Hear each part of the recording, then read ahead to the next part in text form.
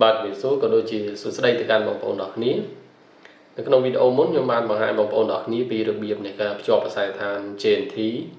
ឃ្លាំងថ្មីចូលទៅក្នុង app ថៅប៉ៅអញ្ចឹងនៅក្នុងវីដេអូនេះខ្ញុំនឹងមកបង្ហាញពីរបៀបនៃការភ្ជាប់អាសយដ្ឋាន JNT ឃ្លាំងថ្មីហ្នឹង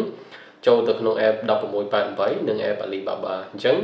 សម្រាប់បងប្អូនដែលអត់ទាន់ចេះបំពេញអាចចូលមើលតាមវីដេអូនេះបានអញ្ចឹងជាដំបូងដើម្បីបានអាសយដ្ឋានក្រុមហ៊ុន JNT បងប្អូនគួរតែ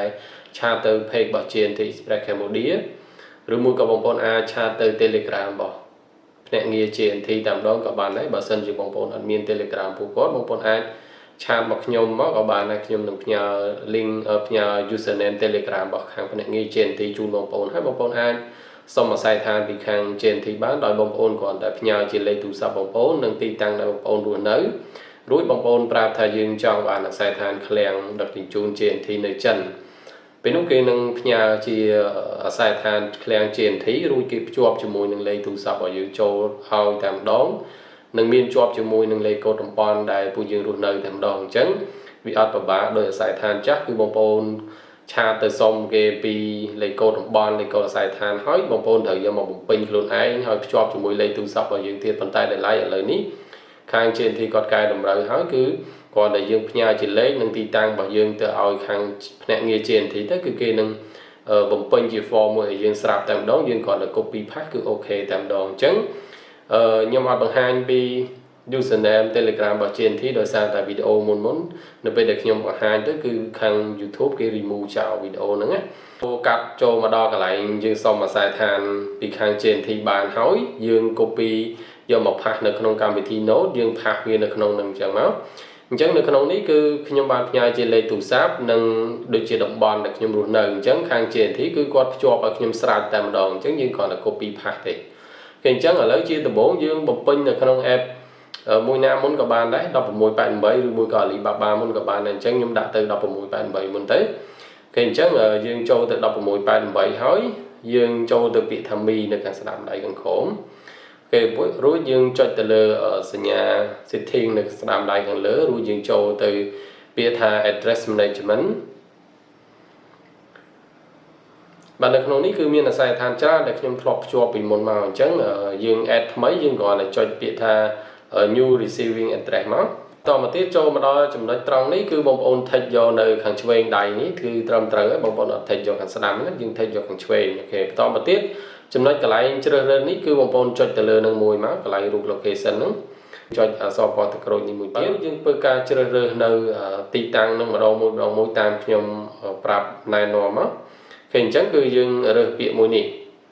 បាទគឺពាក្យនេះជាដំបូងខាងលើនេះបាទនេះគឺពាក្យមួយនេះ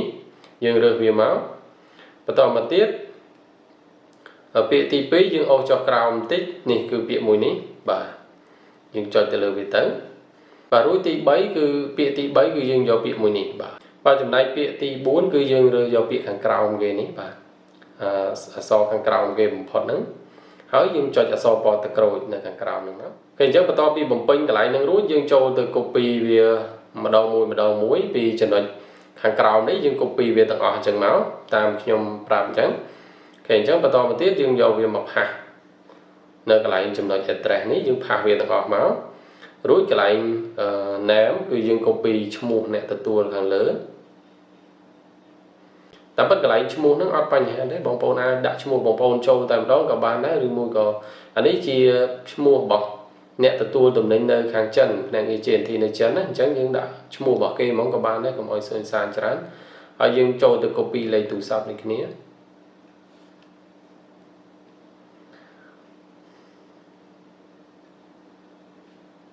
បាទបន្តមកទៀតកន្លែងចំណុច zip code នេះបងប្អូនមិនបាច់បំពេញក៏បានដែរហើយយើងចុចបើកកន្លែងនេះមក set as default address នេះមកមានន័យថាយើងចង់ដាក់វាជាអាសយដ្ឋានគោលអញ្ចឹងនៅពេលដែលយើងកំងអាសយដ្ឋានឃ្លាំង JNT នឹងតែម្ដងរួចបងប្អូនពិនិត្យមើលឡើងវិញជាពិសេសកន្លែងលេខទូរស័ព្ទនេះបងប្អូនពិនិត្យមើលលេខទូរស័ព្ទបងប្អូនវាអត់ខុសនៅកន្លែងហ្នឹងណាហើយអញ្ចឹងពិនិត្យមើលប៉ុណ្ណឹងរួចបងប្អូនចុច save មកអញ្ចឹងអាសយដ្ឋានដែលយើងបានភ្ជាប់មិញគឺនៅខាងលើគេអញ្ចឹងមានន័យថានៅពេលដែលយើងកំងឲ្យបានទៅគឺគេនឹងដាក់ទៅយើងចូលទៅបំពេញនៅក្នុង app Alibaba វិញម្ដងយើងចុចទៅលើ Alibaba មកបាទរួចយើងចុចទៅលើពាក្យថា My Alibaba ខាងក្រោមស្ដាំដៃរួចយើងមើលទៅជួរខាងលើនេះយើងរកមើលពាក្យថា shipping address ឬក៏ route location ហ្នឹង វាអាចនឹងបាំងគេនេះបងប្អូនអូសវាចេញបន្តិចមកគឺវានៅកន្លែងនេះអញ្ចឹងយើងចុចទៅលើវាមួយមកអានេះជាអាស័យដ្ឋានឃ្លាំង JNT ចាស់ដែលខ្ញុំបានធ្លាប់ជាប់ពីមុនអញ្ចឹងយើងអត់ប្រើនឹងទៀតទេដែលមានលេខទូរស័ព្ទកតុយ910កូដនេះរបស់ឃ្លាំងចិន JNT គេអញ្ចឹងយើងលុបវាចោលហ្មងបានទេបងប្អូនគ្រាន់អូសវាមកខាងឆ្វេងមកគឺមានចេញពាក្យ remove នេះក៏យើងចុចលើពាក្យ remove ថ្មីមក add a new address បើរួចខាងលើគឺយើងអត់យក Cambodia ទេគឺយើងយក China ត្រូវហើយបន្តមកទៀតនៅកន្លែងនេះគឺវា load ឲ្យឈ្មោះ Facebook របស់យើង direct យើងអត់យកអាហ្នឹងទេអញ្ចឹងគឺយើងធ្វើម៉េចយើងចូលទៅ copy អាស័យដ្ឋានcopy ឈ្មោះរបស់អ្នកទទួល JNT នៅចិនហ្នឹងយើង copy យកមកផាសវិញនៅកន្លែងចំណុច name ហ្នឹងណាគេអញ្ចឹង full name យើងដាក់មកហើយយើងចុចពាក្យ allow ផាសពីមុនដោយសារតែនៅក្នុង Alibaba វាអត់ support ភាសាផ្សេងទេមិនថាតែភាសាចិនក៏វាអត់ support ដែរវា support អង់គ្លេសទេប៉ុន្តែឥឡូវនេះគឺវាឲ្យបំពេញជាភាសាចិនតែម្ដងបើដាក់អង់គ្លេសវាអត់ឲ្យវិញអញ្ចឹងណាគេបន្តមកទៀតយើង copy លេខទូរស័ព្ទវិញម្ដងអានេះវាឆ្លាស់គ្នាទេបងប្អូនវាអត់ខុសគ្នាហ្មងក៏វាឆ្លាស់គ្នាលើក្រោមអញ្ចឹងដូចថាមានខ្លះដូច1688មិញអាស័យដ្ឋាននៅលើហើយបានឈ្មោះបានលេខទូរស័ព្ទប៉ុន្តែនេះឈ្មោះហើយបានលេខទូរស័ព្ទបានអាស័យដ្ឋានផ្សេងតាមក្រោយគេអញ្ចឹងយើងផាសលេខទូរស័ព្ទរបស់ខាងចិនរួចយើងចូលមកដល់ចំណុចនេះយើងចូលទៅ copy ជួរកន្លែងខាងលើនេះបន្ទាប់ពីលេខទូរស័ព្ទយើង copy វាប៉ុណ្ណឹងមកយើងយកវាមកផាសនៅចំណុចកន្លែង address ជួរទី1កន្លែង street address នេះគេយើងចុចលើវាមួយមកយើងផាសវាមកហើយចុចពាក្យ allow ផាសគេអញ្ចឹងបានប៉ុណ្ណឹងរួចយើងមិនបាច់រើសទីតាំងណាមួយទេយើងចុចពាក្យ done មកបាទអញ្ចឹងវាជាប់ប៉ុណ្នេះគឺអូខេអញ្ចឹងបន្តមកទៀតយើងចូលទៅ copy អាស័យដ្ឋានជួរវែងជាងគេជាអាស័យដ្ឋានលម្អិតអញ្ចឹងយើង copy វាមកបាទយើងផាសកន្លែង suit unit building នេះអូខេអញ្ចឹងយើងចុចពាក្យ allow ផាសហើយគឺវាបានមកទាំងអស់នេះហើយបន្តមកទៀតខាងក្រោមយើងថិចយើងរើសវាម្ដងមួយអញ្ចឹងយើងចុចលើវាមួយសិនអានេះគឺគេឲ្យយើងរើសខេត្តអញ្ចឹងខេត្តគឺបងប្អូនអូសចុះក្រោមមកគឺយើងយកខ្វាំងតុងបាទយកមួយនេះបន្តមកទៀតចំពោះស្រុកទីក្រុងគឺយើងយក Forsan ចំពោះស្រុកគឺយើងរើសយក Nanhai បាទអញ្ចឹងគេឲ្យរើសតែ3ទេបងប្អូនមើលតាមហ្នឹងឲ្យត្រឹមត្រូវតាមហ្នឹងមកវាអូខេអញ្ចឹងខាងក្រោមនេះវា load postal code direct តែម្ដងយើងយកប៉ុណ្ណឹងមករួចយើង complete text នៅកន្លែង set as default shipping address បើសិនជាបងប្អូនមានអាស័យដ្ឋានធ្លាប់ភ្ជាប់ពីមុនកន្លែងនេះវាអត់ text ឲ្យទេប៉ុន្តែបើសម្រាប់អាស័យដ្ឋានថ្មីមានតែមួយហ្នឹងគឺវា text ឲ្យ direct តែម្ដងបើយើងអត់ text វាអត់ឲ្យ save ទេអញ្ចឹងយើងពិនិត្យមើលឡើងវិញមកអូខេអញ្ចឹងនៅពេលដែលយើងឃើញថាវាអូខេហើយយើងចុចពាក្យ save នេះមកបាទអញ្ចឹងអាស័យដ្ឋាន JNT ថ្មីគឺមានជាប់នៅក្នុងនឹងស្រេចអញ្ចឹងយើងអាចធ្វើការកម្មង់បានហើយមួយទៀតនៅពេលដែលបងប្អូនឆាតទៅអ្នកលក់ដើម្បីទិញទំនិញនៅក្នុង Alibaba ហ្នឹងគឺគេតម្រូវឲ្យបងប្អូនផ្ញើអាស័យដ្ឋានឲ្យអ្នកលក់ម្ដងទៀតអញ្ចឹងបងប្អូនអាច copy អាស័យដ្ឋានរបស់ JNT នេះបាទយើង copy ទាំងអស់នេះបើសិនជាឆាតទៅគេឲ្យអ្នកលក់សួរយើងរកអាស័យដ្ឋានម្ដងទៀតយើងអាច copy ទាំងអស់ហ្នឹងផ្ញើឲ្យអ្នកលក់នៅក្នុងឆាតហ្នឹងតែម្ដងក៏បានដែរករណីខ្លះបើសិនជាបងប្អូនអត់បានបំពេញក៏អត់អីដែរយើងគ្រាន់តែ copy ផ្ញើឲ្យអ្នកលក់នៅក្នុងឆាតក៏អូខេដែរនៅក្នុង Alibaba គេអញ្ចឹងសម្រាប់ការបំពេញអាស័យដ្ឋាន